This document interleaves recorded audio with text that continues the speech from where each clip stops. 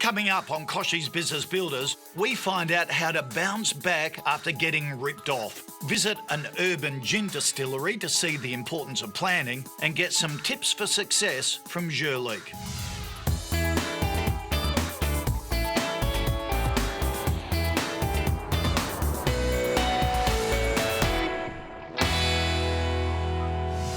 Hi, thanks for joining us for KBB. Hope you had a great Christmas and you're enjoying the festive season and recuperating so you come back in the new year bright-eyed and bushy-tailed.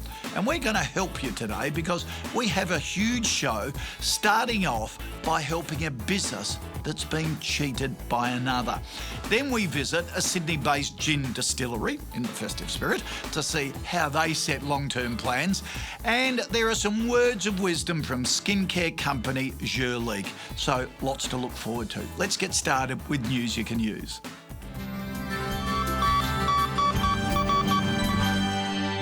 As any small business owner knows, the days of working in an office between 9 and 5 are long gone, and there's absolutely no need for you or your devices to be chained to a desk. Intel says today's office worker needs a traditional keyboard to create and touchscreen to collaborate. So it's time to embrace the change using the right technology. A two-in-one device brings these together and provides the flexibility to work anywhere, acting as both a tablet and a laptop, so collaboration and presentations can be done on the go. And the latest two-in-ones have faster speeds and up to 8 hours of battery life, giving you the best of both worlds. From the desk to the boardroom, the taxi to the lounge room, it's all about ensuring your business has the best tech for any working environment. So are you positioned to optimise productivity? To learn more, visit intel.com.au/businessbuilders.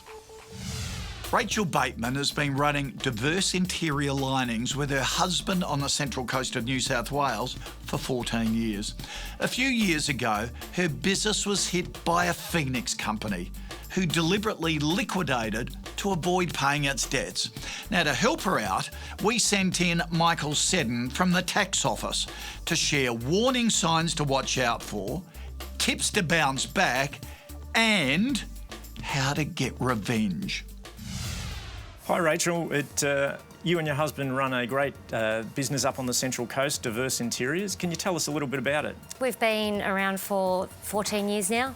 My husband and I run the business. We've got a few employees, a couple of apprentices, very small, and we do just the interior lining, so the plasterboard walls and ceilings that you see on your home before they get painted. So Rachel, who are the general clients that you have? So we've got several builders on the Central Coast, local ones that we work with. Okay, so how's your growth been like over the last few years? Over the last couple of years, we've obviously, like a lot of businesses, been great, and then we'll get hit by one builder who stops paying, go into administration. So would you rate that as your major challenge? It definitely is. It's obviously the biggest challenge in the industry is the payments, trying to get paid.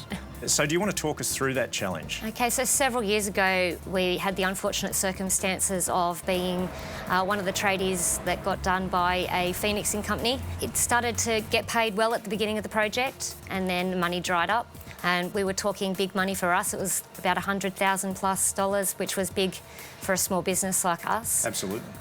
We got a letter from the company, and they were just saying that they were going to involuntary administration, and we then knew that we weren't going to get any money back for that. So then I started to do some more research on the company and found out that they'd changed the directors' hands, etc. We ended up getting out of the money we were owed, lucky to get, 1 cent to the dollar, 2 cents to the dollar out of that. However, the business had rolled over to another business and was back doing development again under the same directors, but families, members, etc. You mentioned Phoenix. It's really important that people get and understand what Phoenix behaviour is. And Phoenix behaviour is a deliberate pattern of behaviour. It's setting up a business model that moves assets and monies before creditors actually have a chance to get paid. It puts people at a disadvantage in terms of how they run their businesses, particularly where they're debtors. But we need to be able to differentiate Phoenix behaviour from liquidation and voluntary administration that happens in the normal course of business because things go bad. They're two very different things. And what you've described is classic Phoenix behaviour. But some of the things that you might want to look out for going forward are things like changes in company names back to their ACN number, or changes in directors that don't make sense. Are you actually dealing with the directors, or are you dealing with someone who's representing them, particularly in the small business sphere where you would expect to be dealing with the head of the company straight up? Definitely, yes. After the break, we find out Michael's tips for how to avoid getting stung by a Phoenix business.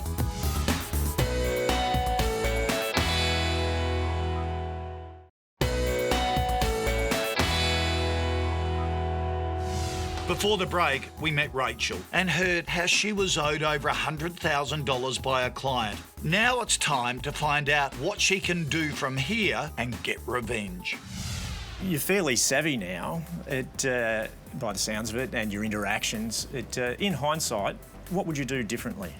Definitely keep on top of the payment terms and check at the start who the directors are. A bit of Google research doesn't hurt. So, you know, the advice in this particular case, and more generally, I think, is really around doing that research up front. Definitely. Using the ASIC website, it's a gold mine for information. Definitely. Getting on the internet, Googling, and a key thing for small business is managing that cash flow and managing your debtors. Yes, definitely is. So you've bounced back. Yes. Knowing where to go afterwards is key. Yeah, definitely. So from a Commonwealth government point of view, going to ASIC and lodging a complaint about the directors and the behaviour is really important. Mm-hmm. From an ATO point of view, if you experience Phoenix behaviour, get onto the ATO and lodge a complaint, and the ATO will look at it. We need to capture Phoenix in real time. Yeah. Once companies go into voluntary administration, once they're in liquidation, the chances of you actually getting your money back are much more difficult because the assets have moved, the cash is gone. It becomes a much more difficult proposition to get your money. Yeah, definitely. Good luck. Thanks, Rachel. Thank you. What a great business Rachel and her husband have got, 14 years, and to be hit with $100,000 by a Phoenix builder.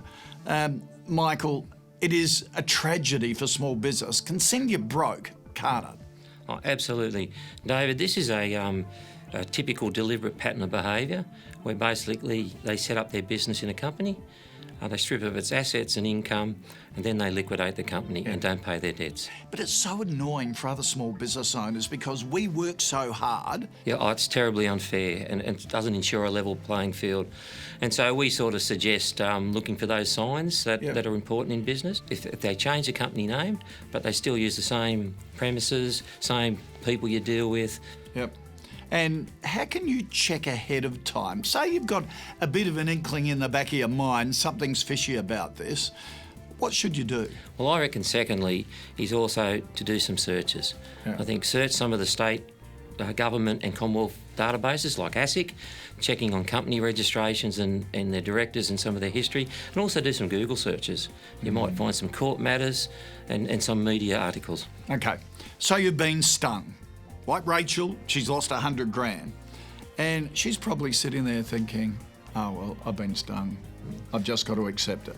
Do you need to accept it? Dob them in. Right. Complain to the ATO and ASIC, and that will stop others getting hurt. Michael, thank you for that. I'm glad the tax officer's on our side chasing him down. All right, let's take a look at this week's elevator pitch and see what great idea is out there.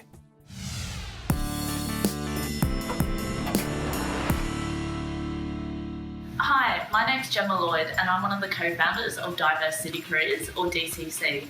DCC is Australia's only job site that allows companies to advertise with us based on their policies and culture around supporting women.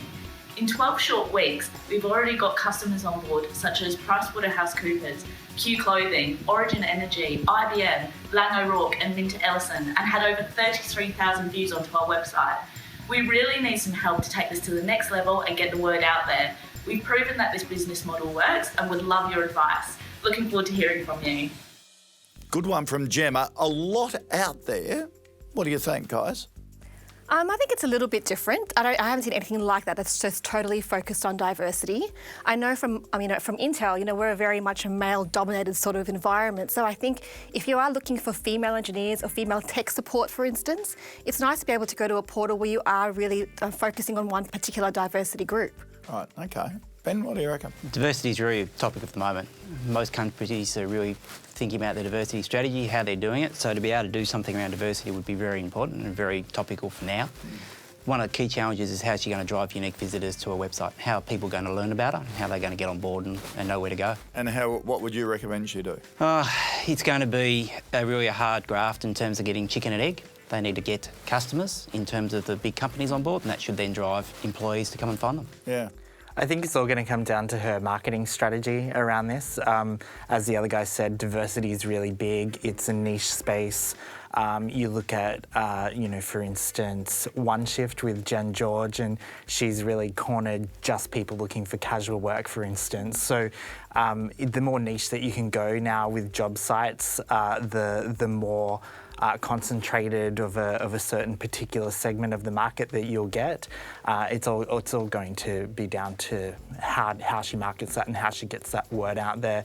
Maybe get a couple of champions on board once she's had a few wins to help push the message out there. And her market is really the big end of town, isn't it?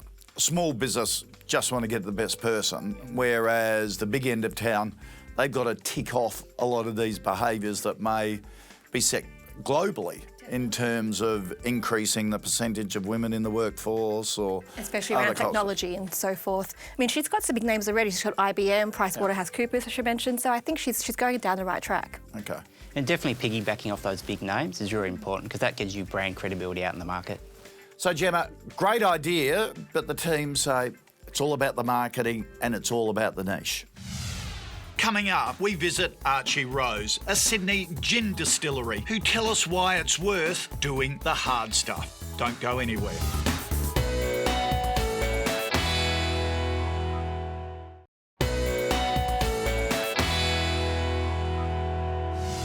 Archie Rose is a new Sydney-based gin distillery that's shaking up the industry by offering things like custom-made spirits for customers. It's a great idea. KUB's Alex Brophy caught up with the founder, Will Edwards, to hear his story.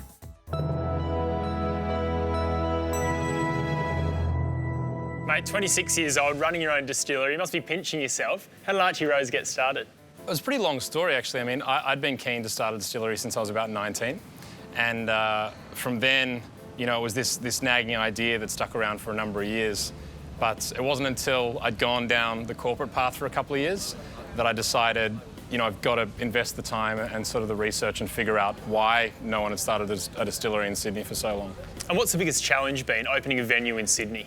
A lot of the regulations, I guess, are a bit different, particularly in distilling where the industry, the modern industry is quite new and the legislation's quite old. There's a lot of things in an urban environment that just aren't mentioned in the legislation, and you've got to really talk through it and get quite personal with the different authorities to work through it. So it's been a challenge, but now that we're up and running and I guess people see what we're about, we've had a lot of support from the City of Sydney and various authorities. It's been about a 3-year runway from the idea through to opening your doors. How did you sort of forecast capacity? Particularly for whiskey, it's a challenge because obviously there's some significant setup costs in the equipment. And because of the 5 to 7 to 10 year delay on product actually coming to market, you've got to be producing now what you think you can sell in, maybe a decade. And what you see with a lot of Australian distillers is they have no whiskey. So we've gone in a little larger. I guess in the scheme of things globally, we're still absolutely minuscule. But hopefully the challenges that poses for cash flow up front mean that when we do get to release the spirit, we can hopefully keep up with demand. How did you manage cash flow in those early days? You manage it as best you can, but it's more about planning. You sort of need to know that going into the whiskey industry and the spirits industry in general, it's going to be a challenge with cash flow because you're laying down these casks now that you'll see no return on for a number of years. In fact, some of the spirit evaporates. So you have to plan your working capital up front. You need to make sure that you've got enough coming in and then enough working capital in reserve to keep production going. Was it a challenge retaining ownership through that pitching for capital? Yeah, it was a challenge. It certainly drew out the process a bit, but for me, that was something that was important. I didn't want to give away equity for a number of reasons, predominantly just so we could retain creative control of what we wanted to do here, because we do some things that financially are a bit of a stretch, but as far as innovation, you know, that's what we're all about. And what process do you go through to identify the things that are worth pursuing? It's really open, so everyone has ideas. We've got pages of ideas, and we will toss them around between the team, depending on who's got the expertise, but everyone gets involved in everything. And then depending on the most exciting ones, we'll then spend a bit more time researching. But at the end of the day, you know, we have to sort of sit down and do the dull feasibility stuff. But as far as coming up with new ideas and sort of keeping it innovative, it's just the whole team putting it together. What's the best bit of business advice that you've been given along the journey? Industry specific, it was make as much whiskey as you can. More generally, I'd say it's be really honest with yourself as to what your strengths and weaknesses are. Don't try and do things that you know aren't your strengths. Look for people to come in and help you with them. And doing things, I guess, that are hard. We've got an offering which should be out shortly, Tailored Spirits, where we're actually making custom spirits for customers on a single bottle scale. So you can design your own gin and vodka. We'll make it for you in the distillery, one bottle of one, and send it out. And that's something that logistically is really hard to manage, you know, when you're thinking about labour costs and how you can actually scale that. But it's those things that make you stand out a little bit and, you know, keep people coming in and interested in your business. Will, it's a beautiful looking business here and one you're obviously very passionate about. Thanks a lot for sharing it with us. Thank you. What a great young entrepreneur. Will's tips on being honest about your strengths and weaknesses and bringing in people to help with your soft spots is great advice for all of us. You don't have to do it all yourself. Well, now it's time for Lessons from Legends with Jurleek, and then on to another handy tech tip.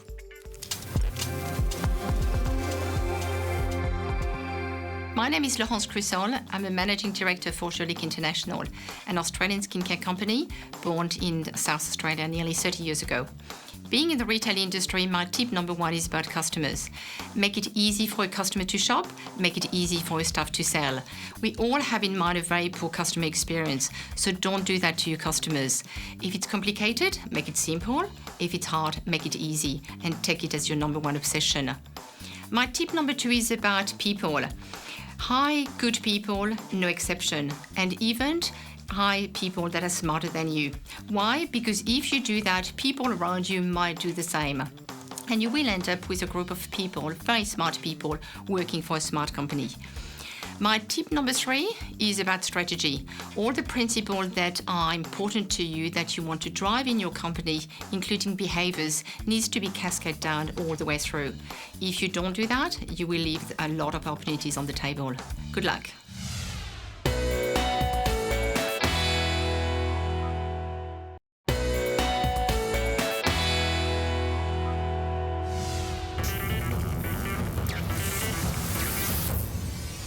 It's Tech Tip time with Val Quinn. When your workdays are jam-packed, it's easy for you and your employees to procrastinate the vital task of tracking expenses. So recording what you spend is critical to success because it directly affects your bottom line. Tracking expenses is essential. You need to know how your business is doing, and tracking revenues, expenses, profitability, cash, debts, etc. helps you keep a handle on the financial pulse of your business. Secondly, you'll need documentation of your expenses and other financials to enable you to prepare an accurate tax return. Fortunately, in today's app-driven market, there are a number of really good mobile programs that can help you easily and quickly track expenses and receipts with your smartphone. Such apps are also an expedient way to get timely expense reports from your employees. Time to answer another of your questions, this one from Dom via Twitter. As a small business owner, what are my requirements when it comes to superannuation? Great question, Dom. We're here in NAB's Village co-working space for their customers, and Tess McCormick, one of their regional managers, is with us. Tess, for every small business owner with staff, those superannuation commitments are big, aren't they? You've got to keep on top of them. Yeah, it's really important that you understand what your obligations are around superannuation. So if you're a small business owner and you have employees, you're going to have to make regular contributions to their superannuation fund of their choice. You're also going to have to provide them with regular reports on those contributions that you've made. And you need to keep a very clear record of what contributions you've made and how you've reported those to your employees. Fascinating thing I find is as a business owner, you don't legally have to pay yourself super, but you should. My philosophy is always you must build a retirement plan for yourself, and also it separates investments from your business risk. Absolutely, and it's a real trap that you can fall into as a small business owner if you don't think about your retirement plan and make those contributions. So we really encourage our customers to talk to their accountant about that, particularly because those contributions can be fully deductible up to a certain age. Great advice. There you go, Dom. Big area, you've got to get on top of it and make sure that you do.